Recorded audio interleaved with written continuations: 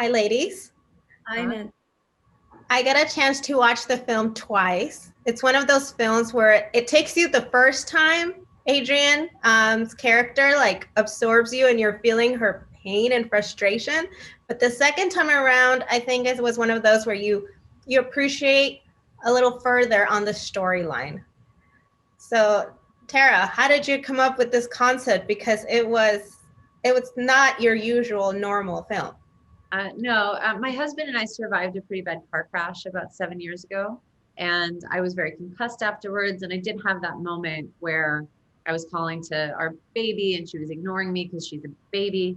And I just, for a second in my confused state, thought, oh my God, I died. And so thankfully, coming out of that, we were fine like a month later. And it's crazy having young kids, and we were in the mix of it all. And I just felt so lucky. I was just sort of overwhelmed with this feeling of gratitude that we were still around, and I wanted to share that. So that was the beginning. Wow, very personal. And for you, Sienna, playing Adrienne, like I said, you pretty much stole the film. What kind of like mentally, how did you prepare for that? Because it seemed like a role that can be a little draining.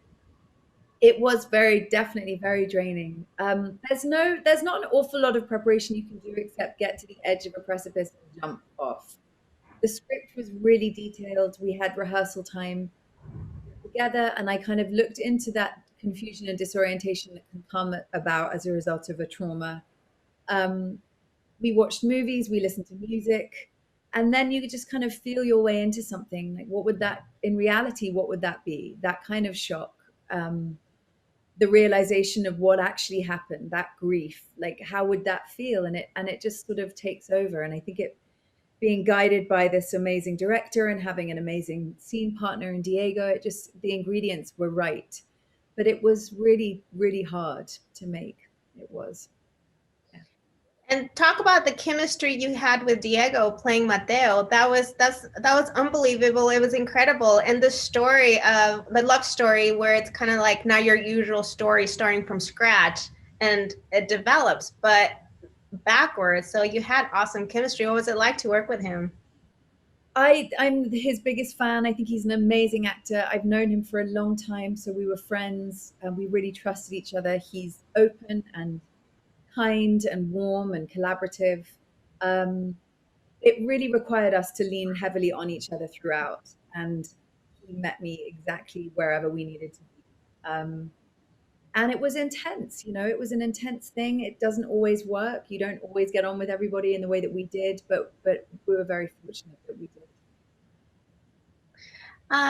And going back as for Tara's the writer, the title, was that your original title from day one?